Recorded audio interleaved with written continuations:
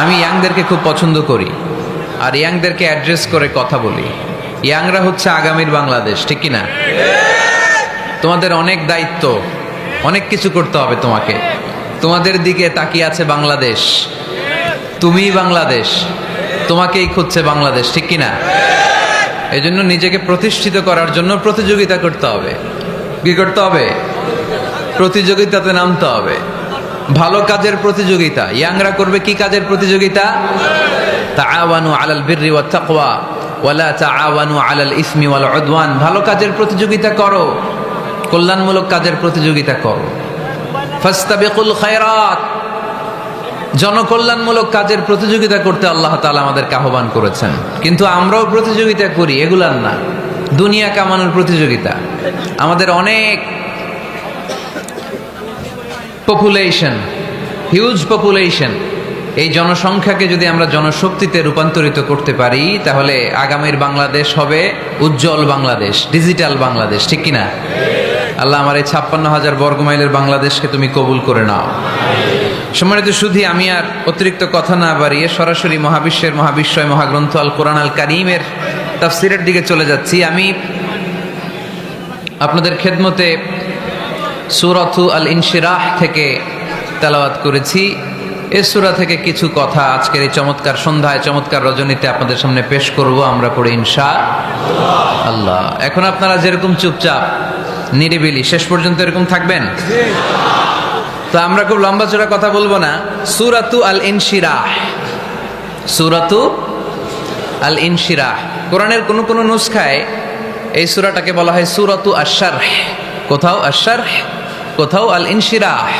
ইনশিরাহ মানে প্রশস্ত করে দেয়া, এমনভাবে ইসলামের সত্যতাকে আল্লাহ তাআলা আপনার সামনে তুলে ধরবে, ইসলামের জন্য আপনার হৃদয়টা প্রশস্ত হয়ে যাবে। অথবা এই সূরার নাম সূরাতু আশ-শারহ। শারহ মানে কি, কে বলতে পারে দেখি? শারহ মানে কি? হ্যাঁ, ব্যাখ্যা, বিশ্লেষণ। শারহ মানে ব্যাখ্যা করা, বিশ্লেষণ করা। ইসলামটাকে আল্লাহ তাআলা বিশ্বনবীর কাছে এমনভাবে তুলে ধরেছেন, ইসলামটা বিশ্বনবীর হৃদয়ে একেবারে ক্রিস্টাল ক্লিয়ার হয়ে গিয়েছে, একেবারে ব্যাখ্যা হয়ে গিয়েছে। সুবহানাল্লাহ পড়ে। শারহ দেখবেন অনেক তাফসীরে শারহ আছে, হাদিসের শারহ আছে। যেমন উমদাতুল কারি আলা শারহিল বুখারী, বুখারীর শরহ। তারপর ফাতহুল মুনঈম আলা শারহি মুসলিম, তুহফাতুল আহওয়াযী আলা শারহি তিরমিযী। এই হাদিসের কিতাবগুলো শরা হয়, ব্যাখ্যা হয়। সো আল্লাহ তাআলা বিশ্বনবীর কাছে এমনভাবে ইসলামটাকে তুলে ধরেছেন, ইসলামটা বিশ্বনবীর কাছে ক্রিস্টাল ক্লিয়ার। তারাকতুকুম আলা মাহাজ্জাতিন বাইদা, জল জলে সূর্যের মতো ইসলামকে আমাদের কাছে রেখে গিয়েছেন বিশ্বনবী। চিল্লায় এখন ঠিক কিনা? আজকে আমরা দেখব কিভাবে এই সূরার মাধ্যমে বিশ্বনবীর হৃদয়টাকে আল্লাহ তাআলা একেবারে পরিচ্ছন্ন করে দিলেন। তো সূরাতুল ইনশিরাহ এটি কোরআনের সূরার ধারাক্রম অনুসারে 94তম সূরা। কততম? আমি প্রশ্ন করলে একটু আওয়াজ করে উত্তর করা লাগবে, পারা যাবে? এই সূরাটা 94তম সূরা। এই সূরাটা মাক্কি সূরা। এই সূরার আয়াত সংখ্যা হচ্ছে 8। আমি প্রশ্ন করি, আপনারা উত্তর দেন। এই সূরাটা কততম সূরা? 94তম সূরা। এই সূরার আয়াত সংখ্যা? সূরাটি মাদানী সূরা। কি সূরা? মাক্কি সূরা। মনে থাকবে? এই সূরার ভেতরে আল্লাহ তাআলা বিশ্বনবী সাল্লাল্লাহু আলাইহি সাল্লামকে কনসোলেশন করেছেন, কন্ডোলেন্স করেছেন, সান্ত্বনা দিয়েছেন। এটা মোটিভেশনাল সূরা, এটা পেইন রিলিভিং সূরা। যাদের অন্তরে ব্যথা, জ্বালা, যন্ত্রণা, যারা কষ্টে জর্জরিত, তাদের জন্য এই সূরার ভেতরে পেইন রিলিভ পিল দিয়ে দিয়েছে কে?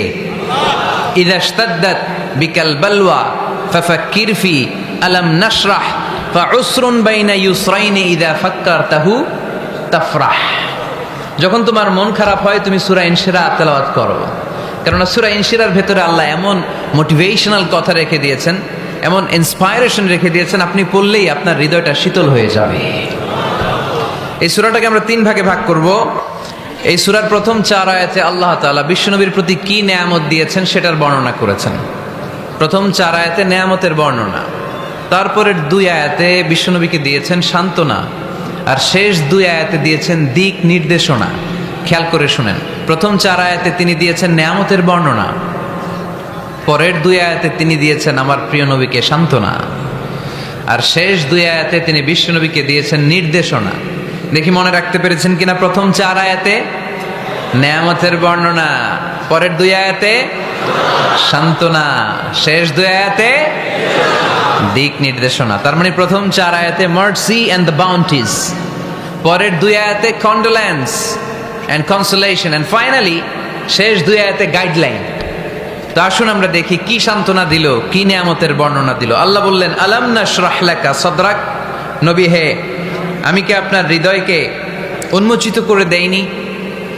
আমি কি আপনার বক্ষদেশকে প্রশস্ত করার মাধ্যমে সত্যকে আপনার সামনে তুলে ধরিনি? বিল ঈমান ও বিনূরিল কোরআন, কোরআনের নূর দিয়ে আর ঈমান দিয়ে আপনার হৃদয়টারে প্রশস্ত করে দিয়েছে কে? ফামাই ইউরিদিল্লাহু আন ইয়াহদিয়াহু ইয়াশরাহ সাদরাহু লিল ইসলাম। যাকে আল্লাহ হেদায়েত দিতে চায়, যাকে আল্লাহ হেদায়েতের পথের পথিক বানাতে চায়, তার জন্য, ইসলামের জন্য তার হৃদয়টাকে আল্লাহ খুলে দেন। বিশ্বনবীর হৃদয়টাও এরকম খুলে গেল। বিশ্বনবী টের পেলেন ইসলাম ছাড়া মানবতার মুক্তির আর কোনো সম্ভাবনা নাই। ইসলাম মানুষের মুক্তি নিশ্চিত করতে পারে। ইসলাম দিয়ে এই ঘুণে ধরা সমাজকে ঠিক করা যাবে। ইসলামকে যদি প্র্যাকটিস করা না যায়, তাহলে এই মজুদদারির যে সমস্যা বাংলাদেশে চলছে, এটাকে বন্ধ করা যাবে না। ইসলাম থেকে প্রেসক্রিপশন না নিলে চাঁদাবাজি বন্ধ হবে না, টেন্ডারবাজি বন্ধ হবে না, শুধু দুদকের অফিস থেকে বসে বসে দুর্নীতি দমন করা যাবে না। এজন্য ইসলাম থেকে প্রেসক্রিপশন নিতে হবে। আল্লাহ তাআলা বললেন, আলাম নাশরাহ লাকা সাদরাক, নবী হে, ইসলামের জন্য আপনার হৃদয়টাকে কি আমি খুলে দেইনি? সত্য কি আপনার সামনে আমি তুলে ধরিনি? আপনাকে আমি আলাম নাজআলকা আহলাল হিম্মা, আপনার কি হিম্মতওয়ালা আমি বানাইনি? ইসলাম যখন আপনার হৃদয়ে ক্লিয়ার, আপনি বিশাল শক্তির সামনে দাঁড়িয়ে হাজার মানুষের সামনে ইসলামের পক্ষে কথা বলবেন, আপনি কাউরে ভয় পাবেন না। চিল্লায় বলেন ঠিক কিনা? এজন্য আল্লাহ বললেন, আলাম নাশরাহ লাকা সাদরাকা ওয়া ওয়াদা'না আনকা বিজরাকাল্লাযী আনকাদা যাহরাক ওয়া রাফা'না লাকা যিকরাক। সুবহানাল্লাহ পড়েন। নবী, আপনার হৃদয়টাকে আমি ইসলামের জন্য প্রশস্ত করে দিয়েছি। আপনি একেবারে সুনিশ্চিতভাবে বুঝতে পেরেছেন, জানতে পেরেছেন যে মানব সমস্যার সমাধান আছে শুধু ইসলামের ভেতরে। কিসের ভেতরে? এজন্য আমাদেরকে ইসলাম মানতে হবে। কি মানতে হবে? ইসলাম মানবো কতক্ষণ দেহে প্রাণ থাকে? ইসলাম মানবো কোনখানে? সবখানে। উত্তর দেন। ইসলাম মানবো কতক্ষণ দেহে প্রাণ থাকে? ইসলাম মানবো কোনখানে? রাজি আছেন নাকি ভাগাভাগি করবেন? কিছু ইসলাম, কিছু মন মতো। মসজিদ, মাহফিল, মাদ্রাসা ইসলাম, আর গোটা দুনিয়াটা মন মতো। এরকম ভাগাভাগি করা যাবে না, খবরদার। ইসলাম মানবতার মুক্তির সোপান। বিশ্বনবী এটা নিশ্চিত হলেন। বিশ্বনবীর হৃদয়টারে উজালা করে দিল কে? আলাম নাশরাহ লাকা সাদরাক, হে নবী, আপনার হৃদয় কি আমি খুলে দেইনি? হৃদয় খুলে দেয়া মানে হৃদয়ের মধ্যে হিম্মত তৈরি করে দেয়া। সাইয়েদনা মূসা আলাইহিস সালাম এই দোয়াটা আল্লাহর কাছে করেছিলেন, রব্বি ইশরাহলি সাদরি ওয়া ইয়াসসিরলি আমরি, আল্লাহ আমার কাজ সহজ করেন, আমার হৃদয়টারে আপনি খুলে দেন। সাইয়েদনা মূসা আলাইহিস সালাম আল্লাহর কাছে চেয়েছেন আল্লাহ যেন হৃদয় খুলে দেয়, কিন্তু আমার নবী চাওয়ার আগেই আমার নবীর হৃদয়টারে খুলে দিয়েছে কে? আবার অনেক মুফাসসিরিনে ইকরাম বলেছেন, এখানে শারহে সাদর দ্বারা শাক্কুস সাদর উদ্দেশ্য, মানে সিনা চাক। আমার নবীর জীবনে পুরো জিন্দেগিতে 3 বার সিনা চাক হয়েছিল। কয়বার? সিনা চাক মানে বক্ষ বিদীর্ণ করা, ইংরেজিতে বলে ওপেন হার্ট সার্জারি। কি বলে? আপনাদের এই এলাকায় কারো হয় নাই? শুনছেন না এটা? ওপেন হার্ট সার্জারি, গলা থেকে নাভি পর্যন্ত একেবারে কেটে ফেলে। বিশ্বনবীকে এবার 3 বার এভাবে ওপেন হার্ট সার্জারি করা হয়েছে। একবার যখন বিষ্ণু ঈসা ইসলাম বনু সাদ গোত্রে ছিল তখন, দ্বিতীয়বার যখন কোরআন নাজিল হবে তার আগ দিয়ে তখন, 3 নম্বরে বিষ্ণু ঈসা ইসলামকে যখন ঊর্ধ্ব জগতের অনেক দামি দামি জিনিস দেখানো হবে ওই মেরাজ রজনীর সময়টাতে, তখন কোন সুবহানাল্লাহ। বিশ্বনবী বললেন, আমি উম্মে হানির ঘরে শুয়েছিলাম, আমাকে ছাদ 2 ভাগ করে ছাদের উপর দিয়ে নিয়ে হাতিমে কাবাতে শুইয়ে দেয়া হলো, গলা থেকে নাভি পর্যন্ত ছিঁড়ে ফেলা হলো, আমার হৃদয়টাকে বের করে জমজমের পানি দিয়ে ক্লিন করা হলো, আমার হৃদয়ে জ্ঞান, আমার হৃদয়ে ঈমান আর প্রজ্ঞা দিয়ে পরিপূর্ণ করা হলো। অনেক মুফাসসিরিনে ইকরাম বলেছেন, আলাম নাশরাহ লাকা সাদরাক মানে হচ্ছে, হে নবী, আমি কি আপনার বক্ষ বিদীর্ণ করি নাই? কেউ কেউ বলেছেন এটা দ্বারা উদ্দেশ্য হচ্ছে বিশ্বনবীর বক্ষ বিদীর্ণ করার মধ্য দিয়ে বিশ্বনবীকে আল্লাহ তাআলা ব্রড মাইন্ডেড বানিয়েছেন। সুবহানাল্লাহ পড়েন। বিশ্বনবী কি ন্যারো মাইন্ডেড ছিলেন? কি ছিলেন? জোরে বলেন, আরো জোরে। ব্রড মাইন্ডেড, উদার, আকাশের মতো বিশাল, সাগরের মতো বিশাল, পাহাড়ের মতো সুউচ্চ ছিল বিশ্বনবীর হৃদয়, ঠিক কিনা? শুধু মুমিনদের জন্যই বিশ্বনবীর হৃদয়ে মায়া ছিল না, কাফেরদের জন্য মায়া ছিল। সুবহানাল্লাহ পড়েন। রাহমাতাল লিল আলামিন, আমার নবী কি ছিল? সবাই বলেন, ওমা আরসালনাকা ইল্লা রাহমাতাল লিল আলামিন। I have sent you as a mercy for the entire universe. নবী হে, আমি আপনাকে গোটা বিশ্বের সবার জন্য রহমত করে প্রেরণ করেছি। রাহমাতাল লিল আলামিন। আল্লাহ এখানে চাইলে বলতে পারতেন রাহমাতাল লিল মুসলিমিন, নবী আপনি শুধু মুসলিমদের জন্য রহমত, এটা বলছে? নবী আপনি শুধু মুত্তাকিদের জন্য রহমত, বলছে? চাইলে বলতে পারতেন নবী আপনি শুধু রাহমাতাল লিল মুসাল্লিন, যারা মসজিদে যায় মুসল্লি নামাজ পড়ে তাদের জন্য রহমত, বলেছে? কি বলছে? রাহমাতাল লিল আলামিন। I have sent you as a mercy for the entire universe. গোটা বিশ্বের জন্য আপনি রহমত। সুবহানাল্লাহ পড়েন। সবার জন্য রহমত, সবার জন্য হৃদয় দিল দরিয়া। এজন্য তিনি ছিলেন ব্রড মাইন্ডেড, কখনো মানুষের ক্ষতি করতে চাইতেন না। এমনকি যুদ্ধের ময়দানে যেখানে আপনি প্রতিপক্ষকে আঘাত করবেন সেখানেও বিশ্বনবী ক্ষয়ক্ষতিকে মিনিমাইজ করার ট্রাই করতেন। তিনি যখন খায়বার দুর্গে আক্রমণ করবেন তার মিলিটারিকে, বিষ্ণু ঈসা ইসলাম মিলিটারিকে 5 ভাগে ভাগ করতেন। 5 ভাগে ভাগ করতেন। কি কমান্ডার ছিলেন তিনি! এক ভাগের নাম মুকদ্দমাতুল জাইশ, ফ্রন্ট উইং। ডান দিকে একটা থাকতো মাইমানা, বায়ে একটা থাকতো মাইসারা, মাঝখানে যে ব্যাটালিয়ন থাকতো এটার নাম কালব, পেছনেরটার নাম খালফ। সুবহানাল্লাহ পড়েন। এজন্য বিশ্বনবী যখন অ্যাটাক করতেন তখন সবাই বলতো যা আল মুহাম্মদ ওয়াল খামিস, মুহাম্মদ তার 5 উইং এর ব্যাটালিয়ন নিয়ে আমাদের উপর আক্রমণ করেছে। যুদ্ধের ময়দানে তিনি ঘোষণা দিতেন, খবরদার, এই যে ইহুদিদের উপর আক্রমণ করবা, যুদ্ধ করবা, কোনো নারীদের গায়ে হাত তুলো না, শিশুর গায়ে হাত তুলো না, বৃদ্ধ বৃদ্ধার গায়ে হাত তুলো না, খ্রিস্টান পাদ্রী বাবা যারা আছে, ফাদার অফ খ্রিস্টিয়ান, পাদ্রীদের গায়ে হাত তুলো না। যুদ্ধ করতে যে গবাদি পশু মেরো না, গাছপালাগুলো ভেঙো না। সুবহানাল্লাহ কইতে মনে চায় না? গেছে যুদ্ধ করতে, গেছে কি, কিন্তু ক্ষয়ক্ষতি মিনিমাইজ করার জন্য কি চেষ্টা করতেন! কি রহমতের নবী! সবাইকে সম্মান করতেন, সবাইকে মানুষ হিসেবে দেখতেন। আমরা ভাগ করে ফেলি, আমরা দেখা মাত্রই যদি দেখি মাথায় টুপি আর দাড়ি, তখনই ভাবা শুরু করি এটা কার মুরিদ? কি সরসিনার মুরিদ, না চরমনায়ের মুরিদ, না আটরশির মুরিদ, না অমুক জায়গার মুরিদ? অথবা আমরা বলতে শুরু করি কি জামাত করে, না খেলাফত মজলিস করে, না ইসলামী আন্দোলন করে, না তাবলীগ করে। ভাগাভাগি আছে না নাই? কিন্তু আমরা তাকে মানুষ হিসেবে দেখি না। আগে দেখতে হবে মানুষ। আপনার চোখ দিয়ে যা দেখবেন এগুলো মানুষ, এগুলো সবাই মানুষ। বিশ্বনবী মানুষ হিসেবে সবাইকে ট্রিট করতেন। সাহাবাদেরকে নিয়ে বিশ্বনবী বসে আছেন, একটা লাশ নিয়ে যাওয়া হচ্ছে, লাশ দেখে বিশ্বনবী দাঁড়িয়ে গেলেন। সাহাবারা বললেন, ইয়া রাসূলুল্লাহ, আপনি দাঁড়ালেন যে? ইন্নাহু ইয়াহুদি, এটা ইহুদির লাশ। ইন্নাহু ইয়াহুদি, এটা তো ইহুদির লাশ, বসেন, দাঁড়ালেন যে? বিশ্বনবী বললেন, আওয়ালাইসাত নাফসান, এটা কি মানুষ না? সুবহানাল্লাহ পড়বেন না? আওয়ালাইসাত নাফসান, হোক না ইহুদি, হোক না খ্রিস্টান, হোক না আস্তিক আর নাস্তিক, এটা কি মানুষ নয়? সে মানুষ। সবার উপরে মানুষ সত্য, তাহার উপরে নাই। মাখলুকাতের মধ্যে সবচাইতে বেশি শ্রেষ্ঠতম হচ্ছে মানুষ। বিশ্বনবী সবাইকে মানুষ হিসেবে ট্রিট করতেন। এজন্য বিশ্বনবী হচ্ছেন সবচেয়ে বেশি ব্রড মাইন্ডেড, মানে খোলা মনের, বড় মনের, দিল দরিয়া। ন্যারো মাইন্ডেড ছিলেন না।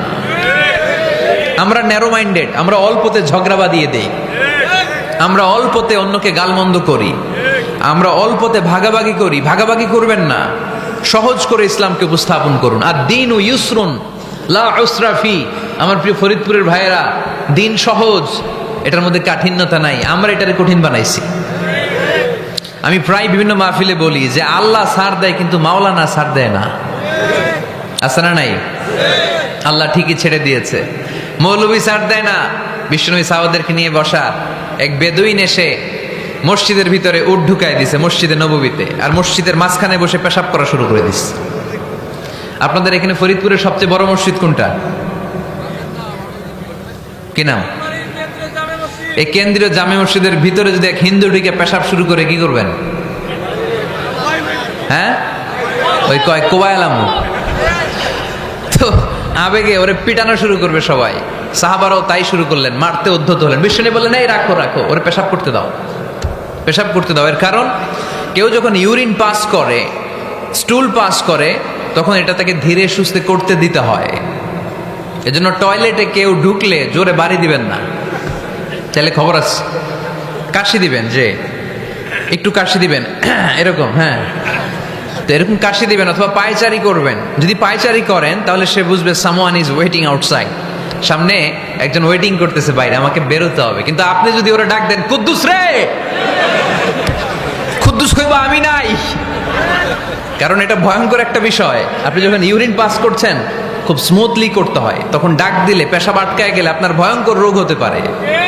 কি ফিলোসোফার ছিলেন, কি বড় ডাক্তার ছিলেন বিশ্বনবী মুহাম্মদ সাল্লাল্লাহু আলাইহি ওয়াসাল্লাম। বিশ্বনবী বললেন, ওরে ডেকো না, কাজ সারতে দাও। ইচ্ছা মতো বেটা পেশাব করার পরে বিশ্বনবী গেলেন, যে বললেন, তুমি যে পেশাব করেছো তুমি কি জানো এই জায়গাটা কি? বেদুইন বলে, না আমি তো জানি না এই জায়গাটা কি। বিশ্বনবী বললেন, এটা আমাদের ইবাদতগাহ, এটা আমাদের কি ইবাদতগাহ। এখানে ঢুকে আমরা আমাদের রবরে ডাকি, আল্লাহরে ডাকি, আমরা নামাজ পড়ি, জিকির করি, তাসবিহ পড়ি, এটা আমাদের ইবাদতগাহ। কাজটা করা তোমার মোটেও ঠিক হয়নি। লোকটা অবাক হয়ে গেল, ঘটনা কি? তাদের ইবাদতগাতে আমি পেশাব করেছি আর আমাকে জামাই আদর, আর আমাকে এত সুন্দর করে বলে যে এটা ইবাদতগাহ। আমাদের ইবাদতগাহের ভিতরে যদি কেউ এরকম করতো, ওরে তো একেবারে সাইজ করে ফেলতাম। সে অবাক হয়ে গেল, সে জিজ্ঞেস করলো, হু আর ইউ, কে আপনি? বিশ্বনবী বললেন, আনা মুহাম্মদ সাল্লাল্লাহু আলাইহি ওয়াসাল্লাম, আমি শান্তির ধর্ম ইসলামের প্রেরণার বাণীবাহক। আমি লা ইলাহা ইল্লাল্লাহ মুহাম্মাদুর রাসূলুল্লাহ এই বাণী দিয়ে গোটা বিশ্বে বিপ্লব তৈরি করতে এসেছি। বেদুইন বলল, আমাকেও আপনার বিপ্লবে শরীক করে নেন। ইসলাম মারামারি কাটাকাটিতে আসে নাই। আপনার ব্রড মাইন্ডেড অ্যাটিটিউড দেখে হিন্দু ভাইরা কালিমা পড়ে মুসলমান হয়ে যাবে। এজন্য আল্লাহ বললেন, আলাম নাশরাহ লাকা সাদরাকা ওয়া ওয়াদা'না আনকা বিজরাক আল্লাযী আনকাদা যাহরাক ওয়া রাফা'না লাকা যিকরাক। সুবহানাল্লাহ পড়েন। আলাম নাশরাহ লাকা সাদরাক, নবী হে, আমি কি আপনারে ব্রড মাইন্ডেড বানিয়ে দেই নাই? এটা আপনার জীবনে বড় নিয়ামত। আপনি সংকীর্ণ মনা না, আপনি ছোট মনের মানুষ নয়, আপনি বিশাল হৃদয়ের মানুষ। ইসলামের জন্য আপনার হৃদয়টারে আমি নবী খুলে দিয়েছি। এ হলো বিশ্বনবীর উপর প্রথম নিয়ামত। 2 নম্বরে আল্লাহ বললেন, ওয়া ওয়াদা'না আনকা বিজরাকাল্লাযী আনকাদা যাহরাক, নবী হে, আমি আপনার পিঠ থেকে বিশাল বোঝাটা নামিয়ে দিয়েছি। সুবহানাল্লাহ পড়েন। কি নামিয়ে দিয়েছি? বোঝা। উত্তর করতে হবে, রেসপন্স। এটা তাফসির মাহফিল, এটা হচ্ছে ক্লাসের মতো, যে কথা বলে শিক্ষক আর আমরা সবাই ছাত্র, ঠিক কি না? বোঝা নামিয়েছি নবী। কি নামিয়েছি? তাফসিরে 2টা এসেছে, ভিজরুন মানে বোঝা, ভিজরুল যাম পাপের বোঝা, আর একটা হচ্ছে ভিজরুল গাম চিন্তার বোঝা। বিশ্বনবীর কোনো পাপ নাই, বিশ্বনবীর সব কিছুকে মাফ করে দিয়েছে কে? লিয়াগফিরা লাকাল্লাহু মা তাকদ্দামা মিন যামবিকা মা তাআখার। নবী আপনার আগেরও গুনাহ নাই, আপনার পরেরও গুনাহ নাই, আপনি নবী মাসুম, আপনার গুনাহ নাই, আপনি নিষ্পাপ। নবীদের গুনাহ হয় না। আহলুস সুন্নাহ ওয়াল জামাআতের আকীদা হচ্ছে নবীরা মাসুম, নবীদের জীবনে কোনো গুনাহ হয় না। চিৎকার করে বলেন ঠিক কি না? ও নবী, ওয়া ওয়াদা'না আনকা বিজরাক, আপনার এই বোঝা আমি নামিয়ে দিয়েছি। বিশ্বনবী ভাবতেন 40 বছর বয়সে আমি নবী হলাম, তার আগে যা করলাম আল্লাহ এটা কি করবে? আল্লাহ বলে, নবী আপনার আগের গুনাহ, পরের গুনাহ, গুনাহ বলতে কিছুই নাই, সবই মাফ, সব মাফ। তারপরেও আমার নবী বলতেন, আল্লাহে লা আস্তাগফিরুল্লাহ ওয়া আতুবু ফিল ইয়াউম আকসার মিন 70 মাররা। আমি এমন নবী যার কোনো গুনাহই নাই, আগের গুনাহও নাই, পরের গুনাহও নাই, তারপরেও আমি নবী প্রতিদিন 70 বারেরও বেশি তওবা আর ইস্তেগফার করি। আমাদের জন্য শিক্ষা। তাহলে আল্লাহ বললেন ওয়াদানা আনকা বিজরাক, পাপের বোঝা আমি নামিয়ে দিলাম। বিশ্বনবীর কোনো পাপ নাই, পাপ মুক্ত।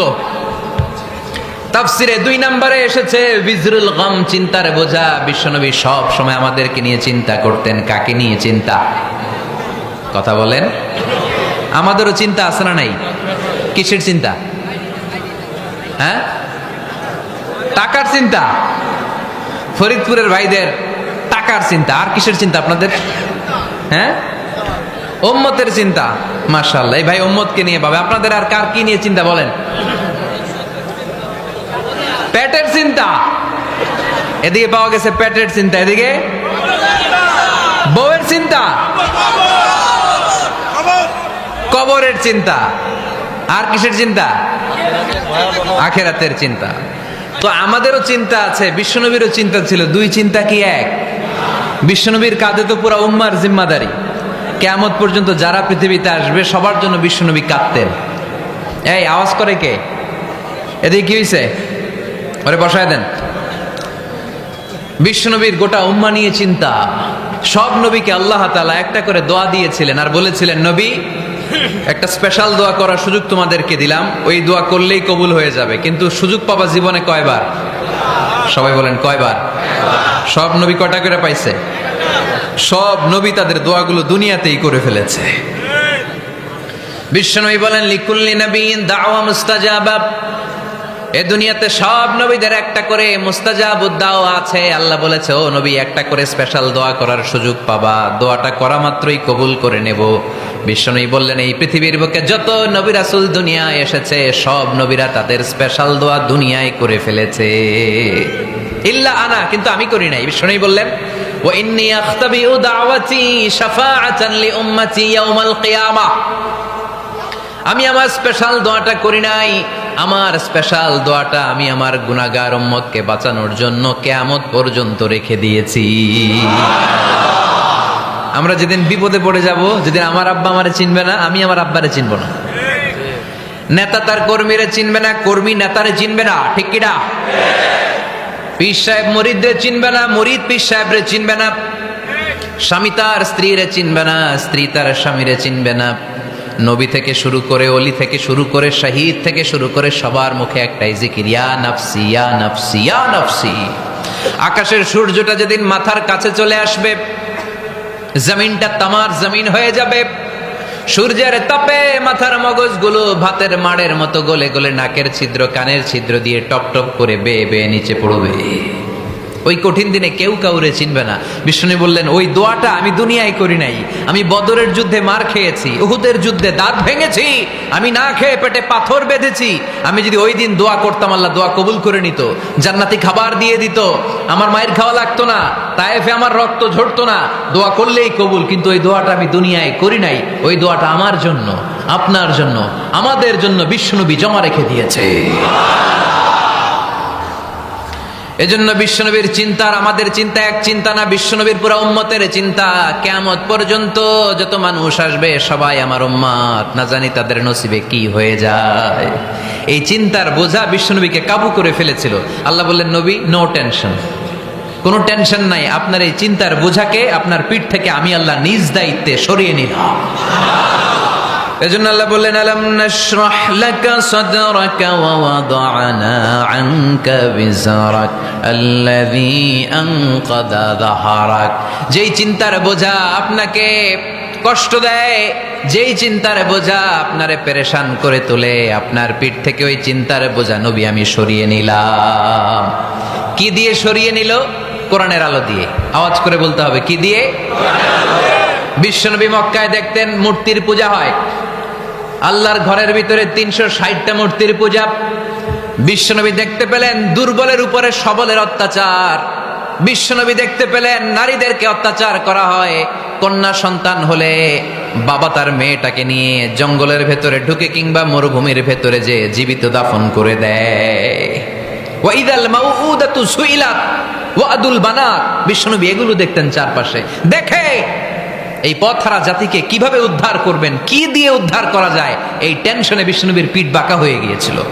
উপমা, বাঁকা হয়ে গিয়েছিল। বিশ্বনবী সব সময় পেরেশান থাকতেন। আল্লাহ বললেন, নবী টেনশনের দরকার নাই, হেরা গুহায় এমন একটা নূরের আলো দিয়ে আমি আপনারে আলোকিত করব, যার মাধ্যমে সব পেরেশানি দূর হয়ে যাবে। ألم نشرح لك صدرك ووضعنا عنك وزرك الذي أنقض ظهرك। আপনাকে পেরেশান বানিয়ে দেয় এরকম সব চিন্তার বোঝা আমি আল্লাহ সরিয়ে নিলাম। সুবহানাল্লাহ। দুইটা নেয়ামত শুনলাম, এবার 3 নম্বর নেয়ামত আল্লাহ বললেন ওয়া রাফা'না লাকা যিকরাক। এই আয়াতটা মুখস্থ করতে হবে আজকে, আমার সাথে সাথে পড়েন ওয়া রাফা'না লাকা যিকরাক। সবাই বলেন নাই, পড়েন ওয়া রাফা'না লাকা যিকরাক ওয়া রাফা'না লাকা যিকরাক। নবী হে, আপনার সম্মানকে আমি আকাশচুম্বী করেছি। I have dignified your status high and high, the highest peak. আপনার মর্যাদা উঠাতে উঠাতে আকাশ বাতাস ছাপিয়ে সাতাকাশ কাঁপিয়ে আরশের উপরে নিয়ে গিয়েছি। আপনার মর্যাদা আমার পরপরই, স্রষ্টার পরে পুরো সৃষ্টিকুলের উপরে বিশ্বনবীর মর্যাদা আছে না নাই? এজন্য আল্লাহ বললেন ওয়া রাফা'না লাকা যিকরাক। ও নবী, আপনার মর্যাদা সম্মান আমি আকাশচুম্বী করেছি। আপনার সুনাম সুখ্যাতি মান মর্যাদা আমি গোটা বিশ্বে ছড়াইয়া দেব। এ আয়াত যখন নাজিল হলো, কাফেররা হাসতে শুরু করলো। কাফেররা বলে, মোহাম্মদ বেটা বলে কি, ও জানে বাঁচবে কিনা ওইটাই তো সন্দেহ। আমরা যেই ষড়যন্ত্র পাকাচ্ছি ও জানে বাঁচবে কিনা সে এটাই সন্দেহ, তার নাম গোটা বিশ্বে ছড়াবে কি করে আমরা দেখে নেব। আল্লাহ বলেন, তোরা আমার নবীর সুনাম সুখ্যাতি ছড়ানোর ব্যাপারে বাধা তৈরি করবি, তোরা আমার নবীর ব্যাপারে অপপ্রচার চালাবি, তোদের অপপ্রচারকেই আমি আমার নবীর প্রচার মাধ্যম বানিয়ে দেব। তোরা করবি অপপ্রচার।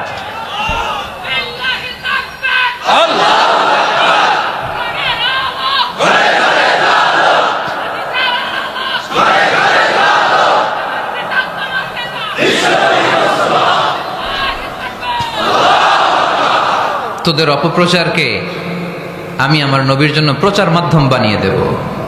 এরকম অনেক সময় হয় না যে কেউ কেউ অপপ্রচার করে কারো বিরুদ্ধে, এটা তার জন্য প্রচার হয়ে যায়। কেউ অপপ্রচার চালায়, আল্লাহর মেহেরবানিতে ওইটা তার পাবলিসিটি হয়ে যায়। তার আলাদা করে প্রচার বিভাগের টিম তৈরি করা লাগে না, তার বিরোধীরাই তার প্রচার বিভাগের কাজে নেমে পড়ে। বিশ্বনবী বললেন তোরা, আল্লাহ বললেন তোরা আমার নবীর সুনাম সুখ্যাতিকে থামাবি, তোদের মাধ্যমে আমি বিশ্বনবীর সুনাম সুখ্যাতি গোটা বিশ্বে বুলন্দ করে দেব।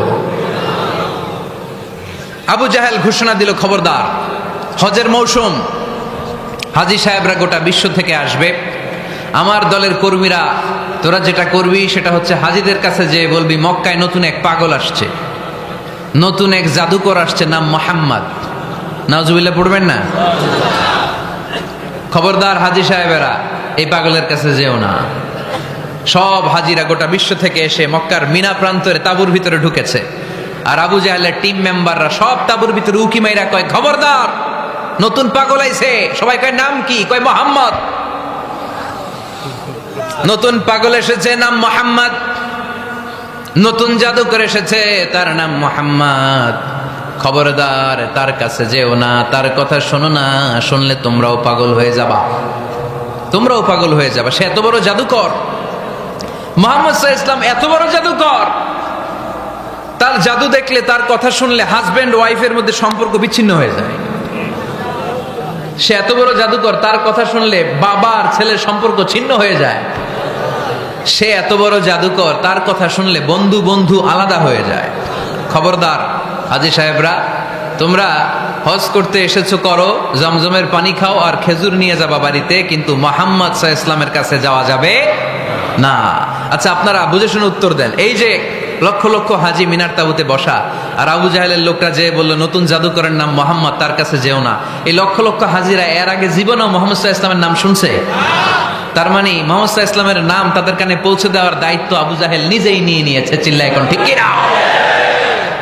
অপপ্রচার প্রচার হয়ে গিয়েছে। আর সবাই মনে মনে ভাবে, কয় কি, এত বড় জাদুকর, হজ করি আর না করি, এর না দেখা যাওয়া যাবে না।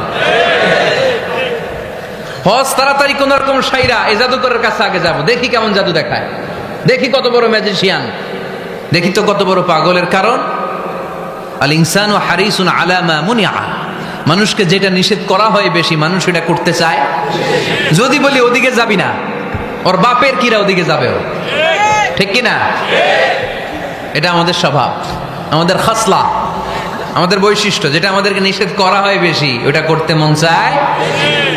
সব হাজিরা মনে মনে ভাবলো আমরা যাব যাব, তোরা যতই বলিস না কেন যাব যাব, হজের পরে অবশ্যই যাব। দেখা গেল হজের পরে বিশ্বনবী মুহাম্মদুর রাসূলুল্লাহ সাল্লাল্লাহু আলাইহি ওয়াসাল্লামের বাড়ির সামনে বিশাল বড় গ্যাদারিং শুরু হয়েছে। সবাই লাইন ধরে দেখা করতে গেছে। দেখা করতে যে বিশ্বনবীর চেহারা দেখে প্রথম নজরেই সব পাগল। চাঁদের চেয়ে সুন্দর তুমি নবী আমার কামলিওয়ালা, চাঁদের চেয়ে সুন্দর তুমি নবী আমার কামলিওয়ালা, দু জাহানের বাদশাহ তুমি প্যারা নবী সাল্লে আলা, দু জাহানের বাদশাহ তুমি প্যারা নবী সাল্লে আলা, চাঁদের চেয়ে সুন্দর তুমি নবী আমার কামলিওয়ালা। সুবহানাল্লাহ পড়েন।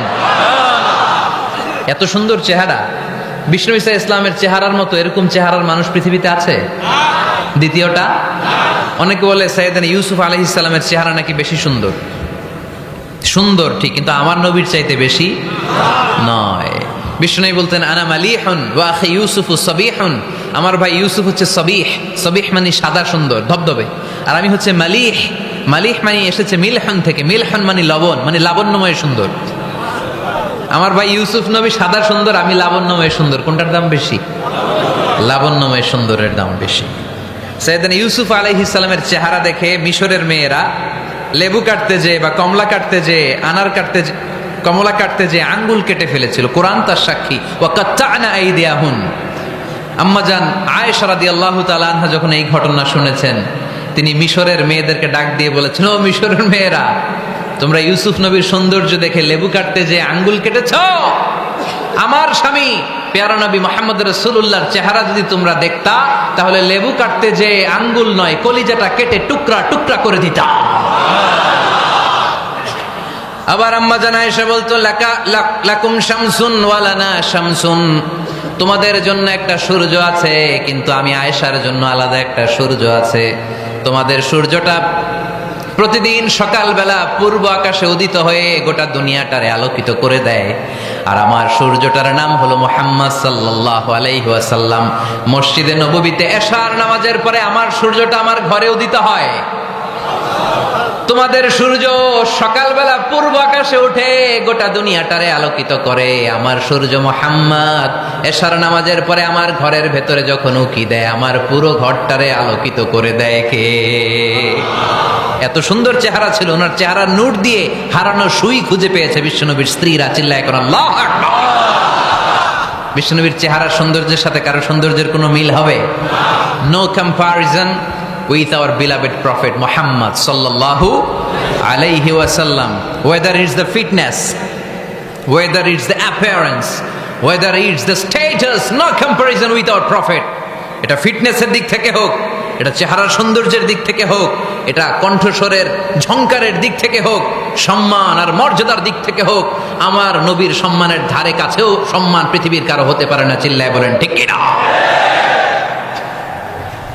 এজন্য আল্লাহ বললেন, ওয়া রাফা'না লাকা যিকরাক, নবী আপনার সম্মান বাড়াতে বাড়াতে আমি আকাশচুম্বী করেছি। লোকজন সব যে বিশ্বনবীর দরবারে লাইন ধরেছে, হাজিরা সব বিশ্বনবীর কাছে যে চেহারা দেখেই কুপকার, বাকি জিনিস তো পরে। অনেকে আছে না, চেহারা দেখলেই মানুষ পাগল হয়ে যায়, আছে না নাই? চেহারা দেখেই পাগল, চেহারা দেখেই পাগল। তারপর তারা মিলাতে লাগলো।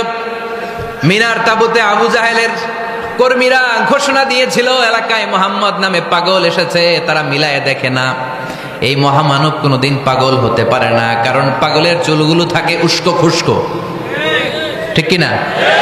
আমার নবী সাল্লাল্লাহু আলাইহি ইসলামের চুল উস্কো খুস্কো ছিল? কত সুন্দর চুল আঁচড়ে রাখতেন, জাইতুনের তেল দিতেন, আতর ঢেলে মাথার শীতের মধ্যে ঢেলে দিতেন, কপাল বেয়ে বেয়ে পড়তো, আর যেখানে সেজদা দিতেন সেজদার জায়গায় আতরের ঘ্রাণে আমোদ হয়ে যেত। হাতের তালুতে পারফিউম মাখতেন, আর মানুষের সাথে মুসাফা করলে যার সাথে মুসাফা তার হাতের সাথে নবীর ব্যবহৃত পারফিউমের ঘ্রাণ ছুটে যেত। এত পরিচ্ছন্ন ছিলেন তারা। বিশ্বনবীর চেহারার সাথে আবু জাহেলের বক্তব্যের মিল খুঁজে পায় না। তারা বলে না, এই লোক কখনো পাগল হতে পারে না। পাগলের চুল থাকে উস্কো খুস্কো, জামা থাকে ছিঁড়া ফাড়া, গায়ের মধ্যে থাকে ময়লা। পাগল কখনো দাঁত মাজে না, কিন্তু বিশ্বনবীর মুচকি হাসির ফাঁক দিয়ে দাঁতের দিকে তাকালে মানুষগুলো সব পাগল হয়ে যায়। স্মাইল দিতেন বিশ্বনবী, স্মাইল, মুচকি হাসি, তাবাসসুম। বিশ্বনবীর মুচকি হাসি দেখলে মানুষ পাগল হয়ে যেত, পাগল পাড়া হয়ে যেত। তারা বলে না না, এ মহামানব তো কখনো পাগল হতে পারে না। আবার মিলাতে লাগলো আবু জাহেলের কর্মীরা বলেছিল এটা নাকি বড় জাদুকর, কিন্তু তারা বলে না না, এ অসাধারণ লোকটা জাদুকরও হতে পারে না, সে তো কোনো মন্ত্র পড়ে না। জাদু করার জন্য মন্ত্র পড়ার দরকার আছে না নাই? বিষ্ণুনবী কি মন্ত্র পড়তো? বিষ্ণুনবী কি পড়ে শোনাতো? চিল্লায় বলেন, কি পড়ে শোনাতো? কোরআন শোনাতো। এত সুন্দর কণ্ঠ ছিল বিশ্বনবীর, পাগল হয়ে যেত মানুষ শুনতে শুনতে, পাগল পাড়া হয়ে যেত, বিমুগ্ধ হয়ে যেত। তারা সবাই বলতে আরম্ভ করলো, আবু জাহেল তুমি মিথ্যাবাদী, তবে তোমাকে ধন্যবাদ এরকম একটা মানুষের সাথে পরিচয় করিয়ে দেওয়ার জন্য। সুবহানাল্লাহ কইলেন না? আমরা মেনে নিতে পারলাম না সে পাগল নয়, জাদুকর নয়, সে হলো এই জামানার পয়গাম্বার। আমরা পড়ে নিলাম লা ইলাহা ইল্লাল্লাহু মুহাম্মাদুর রাসূলুল্লাহ সাল্লাল্লাহু আলাইহি ওয়াসাল্লাম। ওয়া রাফা'না লাকা যিকরাক। নবী হে, এইভাবে আমি আপনার সম্মানকে বাড়িয়েছি। হাইসুমা যুকিরতু যুকিরতা মাই। নবী, যেখানে আমার নাম নেওয়া হবে আমার পরপর আপনার নামও নেওয়া হবে। পড়েন সুবহানাল্লাহ। যেখানে আমার আল্লাহর নাম, তারপরে আমার নবীর নাম আছে না নাই? কালিমার ভেতরে লা ইলাহা ইল্লাল্লাহ আমার আল্লাহর নাম শোভা পায়, তারপরে মুহাম্মাদুর রাসূলুল্লাহ দ্বিতীয় বাক্যে আমার নবীর সুন্দর নামটা আছে না নাই? কালেমার মধ্যে প্রথমে আল্লাহর নাম, তারপরে নবীর নাম। হাইসুমা যুকিরতু যুকিরতা মাই। নবী, কিভাবে আপনার মর্যাদা আমি বাড়াবো জানেন? যেখানে আমি ওইখানেই আপনি। যেখানে আমার নাম নেওয়া হবে তারপরেই সৃষ্টিকুলের মধ্য থেকে শুধু আপনার নাম নেওয়া হবে। সুবহানাল্লাহ পড়েন। আপনার উম্মতেরা গোটা বিশ্বে সালাত আদায়ের জন্য আজান দিবে। আজানের প্রথম 4 বাক্যে আমি আল্লাহর বড়ত্ব, আল্লাহু আকবার। তারপরের 2 বাক্যে আমি ছাড়া কোনো ইলাহা নাই, এটার সাক্ষ্য দেয়া হবে। তারপরের 2 বাক্যে সবাই সাক্ষ্য দিতে বাধ্য, আপনি ছাড়া দুনিয়ায় আর কোনো শেষ রাসূল নাই। তার মানে আজানের মধ্যেও আমার আল্লাহর নামের পরে আমার নবীর নাম আছে না নাই? এরপর আমরা একামত দিয়ে জামাত শুরু করি। এই জামাতের আগে যে একামতটা দেই, এই একামতেও আল্লাহর নামের পরে আমার নবীর নামটা আছে না নাই? আল্লাহু আকবার, আল্লাহু আকবার, আশহাদু আন লা ইলাহা ইল্লাল্লাহ, আশহাদু আন্না মুহাম্মাদার রাসূলুল্লাহ সাল্লাল্লাহু। তার মানে আজানে আমার নামের পরে আপনার নাম, একামতে আমার নামের পরে আপনার নাম। নামাজের শেষে যখন আমরা শেষ বৈঠকে বসি, সেখানে বিশ্বনবীর উপর দুরূদ আছে না নাই? তার মানে সব জায়গায় বিশ্বনবীর নাম নেওয়াকে আবশ্যক করে দিয়েছে কে?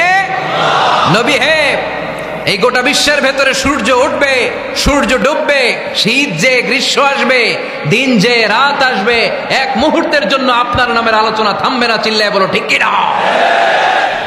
রাফা'না লাকা যিকরাক, I have dignified your status very high, very high। অনেক উপরে নিয়েছি, আকাশ বাতাস ছাপিয়ে, সাত আকাশ কাঁপিয়ে আরশ পর্যন্ত আমি আপনার মর্যাদাকে বুলন্দ করেছি। এই পৃথিবীতে যত আসমানি কিতাব এসেছিল সবগুলো আসমানি কিতাবে বিষ্ণুনবীর নাম উল্লেখ করেছে কে? তার মানে তাওরাতের ভেতরে বিষ্ণুনবীর নাম আছে না নাই? ইনজিলে, জাবুর, সুহুফে ইব্রাহিম, সুহুফে মূসা, আল্লাযী ইয়াজিদুনাহু মাকতুবান ইনদাহুম ফিত তাওরাতি ওয়াল ইনজিল। ইহুদিরা খ্রিস্টানরা বিষ্ণুনবীর মানতে চাইতো না। তারা বলতো, মুহাম্মদ তোমার নাম তো আমাদের কিতাবে নাই। বিষ্ণুনবী বললেন পড়ো। তারা পড়তে পড়তে বিষ্ণুনবীর জায়গাটা লুকিয়ে রাখতো। যেখানে বিষ্ণুনবীর নাম ওরা এইভাবে ধরে রাখতো। বিষ্ণু ইসা ইসলাম এক সাহাবাকে বললেন, আমি তো ওদের ভাষা বুঝি না, তুমি ওদের ভাষা বুঝে দেখো কোন জায়গায় চোরামিটা করে। প্রতিটা কিতাবের প্রতিটা পাতায় পাতায় বিষ্ণুনবীর নাম আছে না নাই? সাইয়েদনা আদম আলাইহিস সালাম থেকে শুরু করে ঈসা আলাইহিস সালাম পর্যন্ত যত নবী এসেছে সব নবী সুসংবাদ দিয়েছে যে একজন নবী আসবে, যেই নবী আসার মধ্য দিয়ে এই আম্বিয়া আলাইহিমুস সালাম পৃথিবীতে আসার যে ধারাবাহিকতা, এই সিলসিলা, এই চেইনকে আল্লাহ তাআলা কাট অফ করে দিবে।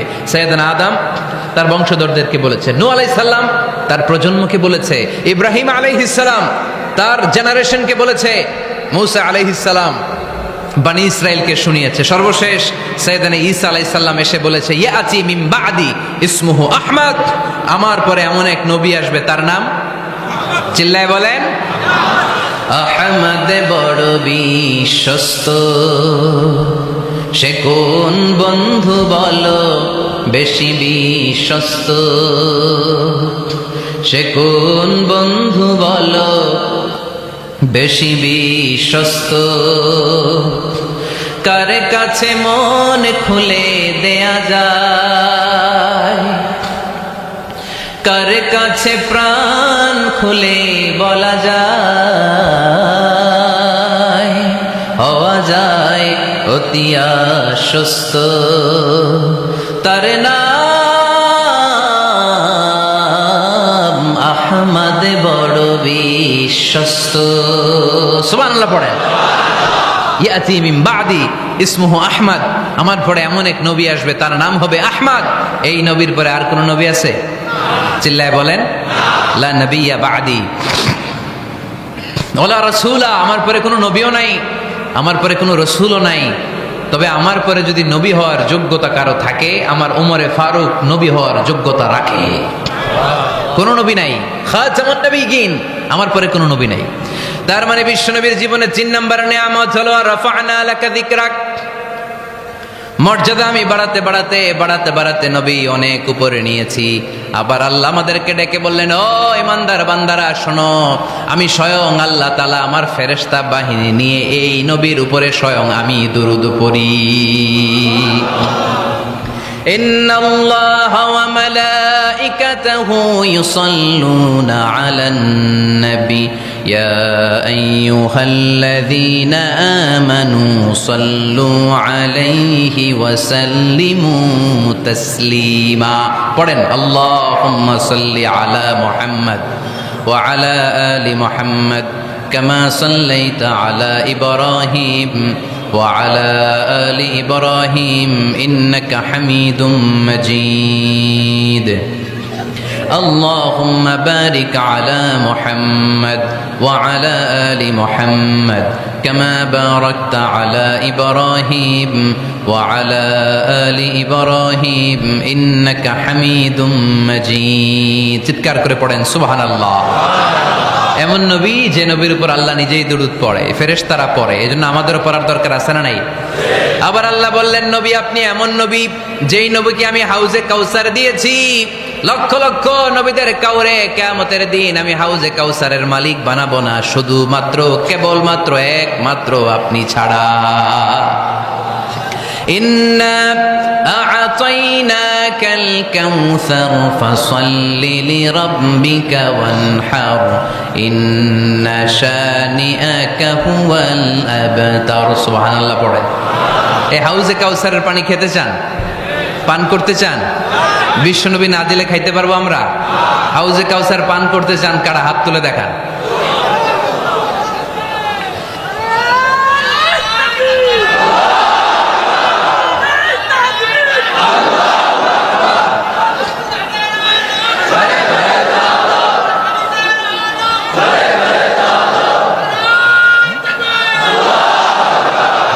আহলা মিনাল আসাল, হাউজে কাউসারের পানি মধুর চেয়েও মিষ্টি। আবরাদু মিনাস সালজ, বরফের চাইতেও ঠান্ডা। আবিয়াদু মিনাল লাবান, দুধের চাইতেও সাদা। মান শারিবা মিনহা শারবাতান লাম ইয়াজমা আবাদা, এক ঢোক হাউজে কাউসারের পানি যে খাবে চিরকালের জন্য তার গলার তৃষ্ণা মিটে যাবে। ওই হাউজে কাউসার বিশ্বনবীকে দিয়ে বিশ্বনবীর মর্যাদা বাড়িয়েছে কে? আবার আল্লাহ বললেন, নবী পৃথিবীর অনেক নবীকে আমি নৈতিক বিজয় দান করেছি, কিন্তু সবাইকে আমি রাজনৈতিক বিজয় দান করি নাই। আপনাকে আমি এমন নবী করে দুনিয়ার বুকে পাঠিয়েছি, আপনাকে আমি নৈতিক বিজয় দান করেছি, পাশাপাশি রাজনৈতিক বিজয় দান করেছি। সুবহানাল্লাহ। বিশ্বনবী একাধারে যেমনি মসজিদে নববীর ইমাম ছিলেন, পাশাপাশি মদিনার রাষ্ট্রের প্রেসিডেন্ট ছিলেন, ঠিক কিনা? তার মানে ইমাম বা নেতা এমন হওয়া দরকার যে নামাজও পড়াতে পারে, আবার সমাজও শাসন করতে পারে, ঠিক কিনা? এমন নেতার দরকার আছে না নাই?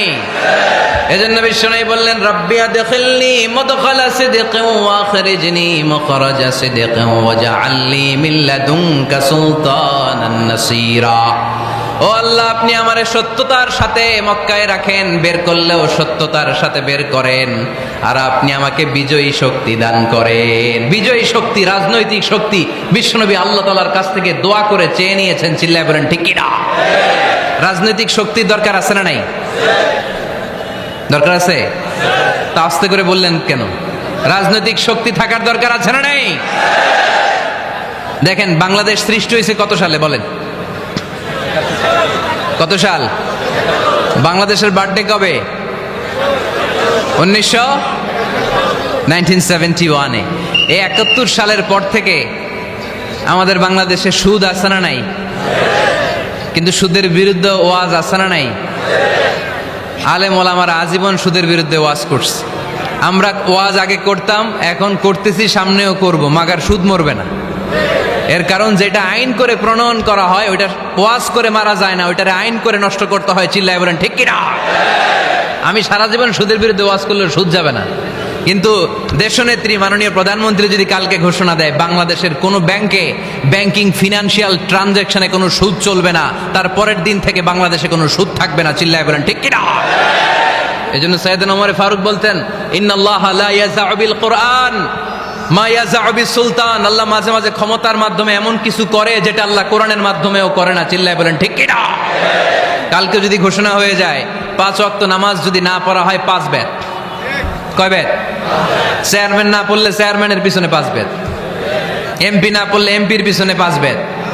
কথা বলেন? মাননীয় প্রধানমন্ত্রী যদি এটা ঘোষণা দিয়ে দেয় যে কালকে থেকে নামাজ না পড়লে 5 বেত, এটা সবার জন্য এই আইন। একটা বেনামাজি খুঁজে পাওয়া যাবে? সব কই দৌড়াবে মসজিদে, অজু থাকলেও দৌড়, না থাকলেও দৌড়। কারণ মায়ের উপরে কোনো ওষুধ আছে? কথা বলেন? কারণ মায়েরে ভিটামিন আছে, মায়েরে কি আছে? এজন্য ইন্নাল্লাহা লা ইয়াযাউ বিল কুরআন মা ইয়াযাউ বিস সুলতান। মাঝে মাঝে আল্লাহ ক্ষমতা দিয়ে এমন কিছু করে যেটা মাঝে মাঝে আল্লাহ কোরআন দিয়েও করে না। এজন্য অনেক নবীকে নৈতিক বিজয় দান করলো। বিশ্বনবীকে শুধু নৈতিক বিজয় নয়, পাশাপাশি রাজনৈতিক বিজয়ও দান করেছে কে? 3টা নিয়ামতের ঘোষণা দিয়ে আল্লাহ বললেন, আলাম নাশরাহ লাকা সাদরাকা ওয়া ওয়াদা'না আনকা বিজরাক আল্লাযী আনকাদা যাহরাক ওয়া রাফা'না লাকা যিকরাক। পড়েন সুবহানাল্লাহ। নবী হে, আপনার মর্যাদা আমি অনেক বাড়িয়েছি। আপনার কথা শুধু মুসলমানেরাই বলে না, হিন্দুরাও বলে। আছে না নাই? গতকাল এক হিন্দু ভাই আমার হাতে হাত রেখে শাহাদা বাক্য পাঠ করে গাজীপুরে মুসলমান হয়ে গেছে। বিশ্বনবীর কথাগুলো যখন তারা শোনে, তারা নিজেদেরকে ধরে রাখতে পারে না। আপনারা মহাত্মা গান্ধীর নাম শুনেছেন? তিনি ভারতের অবিসংবাদিত নেতা। বিশ্বনবীর ব্যাপারে কমেন্ট করেছেন যে এরকম নেতা পৃথিবীতে আর দ্বিতীয়টা কখনো হবে না। মহাত্মা গান্ধী কি মুসলমান না হিন্দু? গোটা বিশ্বের খ্রিস্টানরা বিশ্বনবীকে নিয়ে এখন মাতোয়ারা। মাইকেল এইচ হার্ট খ্রিস্টান, একটা বই লিখে গোটা বিশ্ব কাঁপিয়েছেন, দি 100 ranking of the most influential people and person in the world. পৃথিবী কাঁপানো 100 জন মনীষীর জীবনী নিয়ে একটা বই তিনি করেছেন। এই 100 জন মনীষীর জীবনীর মধ্যে যাকে নাম্বার 1 তিনি করেছেন, তিনি হচ্ছেন আমার নবী, আপনার নবী, পেয়ারা নবী, বিশ্বনবী মুহাম্মদুর রাসূলুল্লাহ সাল্লাল্লাহু আলাইহি ওয়াসাল্লামের। মাইকেল এইচ হার্ট কি মুসলমান? সে একজন খ্রিস্টান। তার মানে ওয়ারাফা'না লাকা যিকরাক, বিশ্বনবীর সম্মান শুধু আমাদের মুখ দিয়ে প্রচারিত হয় না, ইহুদি, খ্রিস্টান, বৌদ্ধদের মাধ্যমেও বিশ্বনবীর সম্মানকে বাড়িয়ে দিচ্ছে কে? I have studied him, the wonderful man, in my opinion, far from being antichrist, and he must be called the savior of humanity. খ্রিস্টানরা বলছে আমরা এই মুহাম্মাদের জীবনী গবেষণা করে পড়েছি, তাকে খ্রিস্টান বিরোধী বলা তো দূরের কথা, তাকে মানবতার ত্রাণকর্তা বলতে হবে। তিনি গোটা বিশ্বের জন্য সুপারম্যান হয়ে পৃথিবীতে এসেছে। As a father, as a teacher, As a lawgiver, as a lawmaker, Muhammad is the superman of the world. স্বামী হিসেবে, পিতা হিসেবে, নেতা হিসেবে, নবী হিসেবে মুহাম্মদ ইসলাম সাধারণ কোনো মানুষ নয়, তিনি গোটা বিশ্বের জন্য সুপারম্যান হয়ে পৃথিবীতে আগমন করেছে।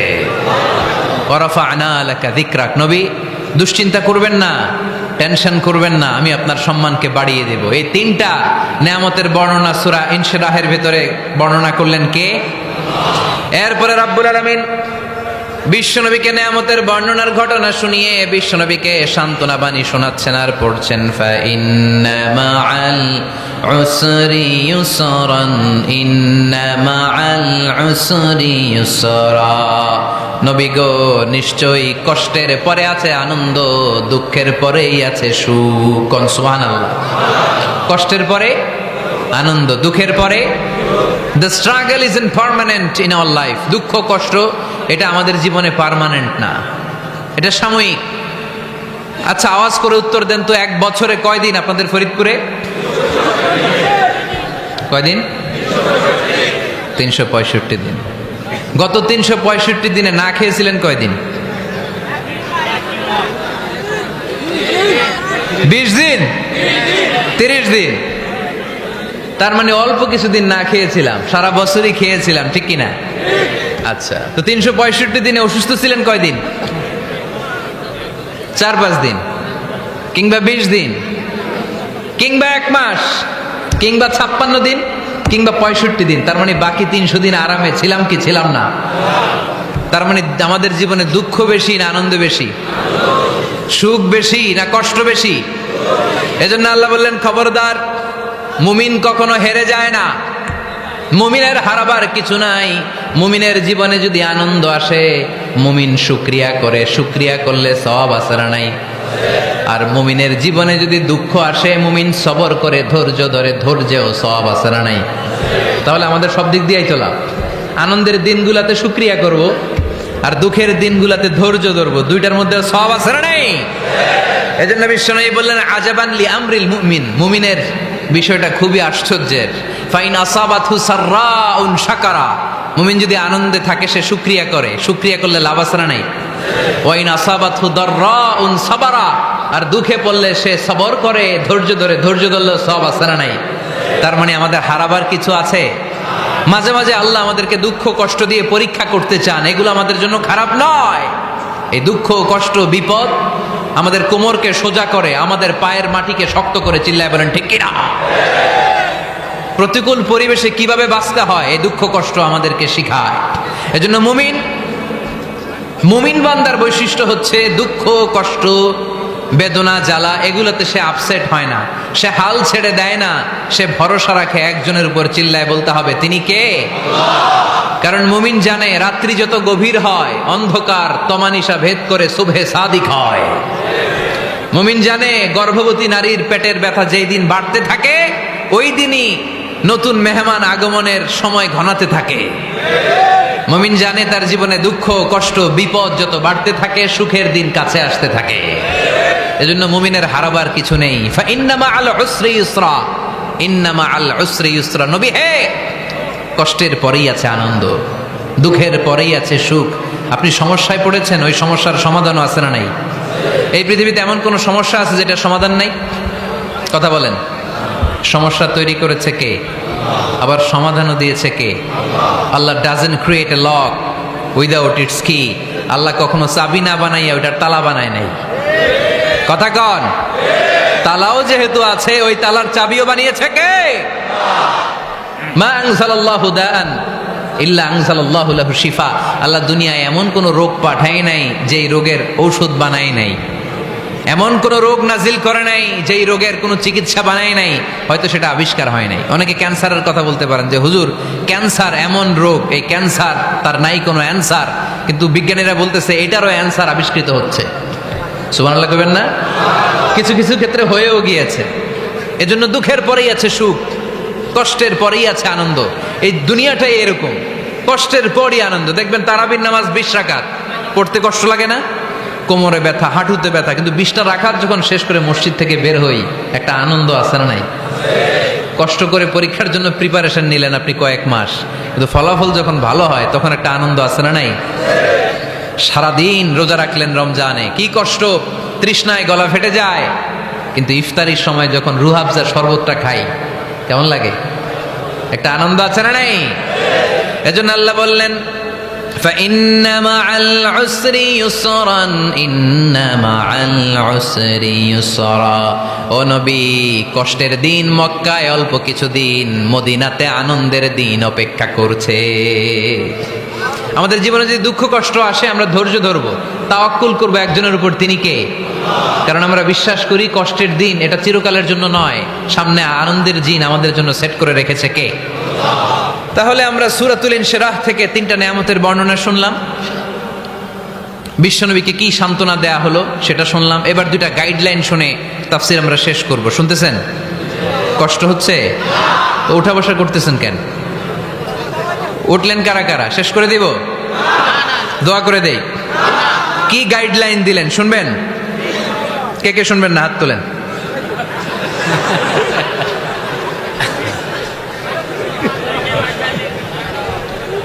কষ্ট হইতেছে? গরম লাগতেছে না? আমিও ঘামতেছি আপনাদের সাথে সাথে, অনেক গ্যাদারিং হয়ে গেছে। আসেন আল্লাহর নামে 3টা তাকবীর দেই, তারপর কোন 2টা গাইডলাইন তিনি বিশ্বনবীকে দিলেন ওই নির্দেশনা বাণীটুকু শুনে আজকে আমরা বিদায় নিব। আওয়াজ করে পড়তে হবে লিল্লাহে তাকবীর, লিল্লাহে তাকবীর, লিল্লাহে তাকবীর। গাইডলাইন নাম্বার 1, ফাইদা ফারাগতা ফানসাব। নবী আপনি যখন অবসর হন আপনি ইবাদতে মশগুল হন। ফানসাব ফিল ইবাদা, তাফসীর ইবনে কাসিরে এসেছে আপনি ইবাদতে মশগুল হন যখন আপনি অবসর পান। অবসর আল্লাহর দেয়া বড় নেয়ামত, এটা বিশ্বাস করেন? অবসর কিন্তু নেয়ামত। আমরা অনেকেই অবসর সময়কে কাজে লাগাই না, কিন্তু অবসর চলে যাওয়ার পরে যখন ব্যস্ত হয়ে পড়ি তখন বলি হায় রে, অবসরটা যদি কাজে লাগাইতাম। পরীক্ষার পরে 3 মাস ছুটি ছিল, এই 3 মাস অবসরে যদি পড়তাম তাইলেই তো আজকে ভার্সিটিতে চান্স পেয়ে যেতাম, ঠিক কিনা?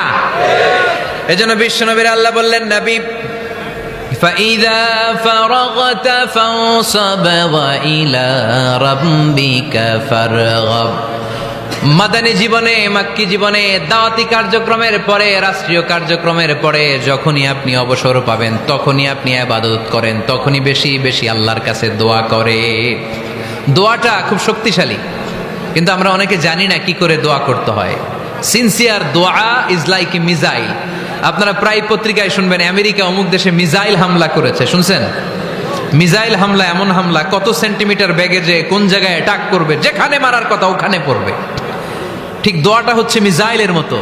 আপনি যদি দোয়ার মতো দোয়া করতে জানেন, ওই দোয়াটাও জায়গা মতো যে ভেদ করবে। চিল্লা এখন ঠিক কিনা? কিন্তু আমরা দোয়া করতে জানি না, কি করে দোয়া করতে হয় এটা জানি না। বিশ্বনবীকে আল্লাহ বললেন নবী ফাইদা ফারাগতা ফানসাব, যখন আপনি অবসর হবেন তখন আপনি দোয়া করেন, আল্লাহর কাছে চান। বেশি বেশি চাইলে খুশি হয় কে? তার মানে প্রথম ঘোষণা হলো ফাইদা ফারাগতা ফানসাব। প্রথম নির্দেশনা হলো নবী যখনই আপনি অবসর পাবেন ইবাদত করবেন এবং দোয়া করবেন, বেশি বেশি আল্লাহর কাছে চাইবেন। 2 নাম্বার দিক নির্দেশনা হলো ওয়া ইলা রাব্বিকা ফারগাব, সব সময় আপনি আপনার আল্লাহর দিকে মনোনিবেশ করবেন। বিপদে পড়লে ডাকবো কারে? আমাদের অসুস্থতাকে সুস্থতায় পরিণত করে দিতে পারে কে? চাকরির জন্য পাগল পারা, চাকরি নাই, চাকরির ব্যবস্থা করে দিতে পারে কে?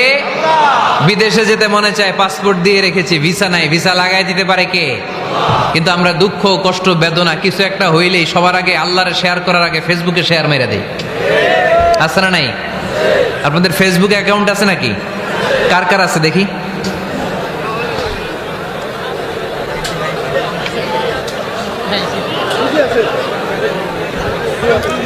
আছে আছে। এটার জন্য আমরা ভালো কাজে লাগাই, ঠিক কিনা? আপনি চাইলেই এমন ভাবে ফেসবুক ফ্রেন্ড লিস্ট করতে পারেন যারা ভালো ভালো জিনিস শেয়ার করে, যারা মোটিভেশনাল জিনিস শেয়ার করে, ইসলামের পক্ষে কথা বলে। আপনার এক একটা শেয়ারে অনেকের জীবন বেঁচে যেতে পারে, ঠিক কিনা? একজন মুমূর্ষ রোগীকে বাঁচাতে রক্তের প্রয়োজন, রক্তের গ্রুপ এ পজিটিভ। যারা রক্ত দান করতে আগ্রহী তারা এই নাম্বারে যোগাযোগ করুন।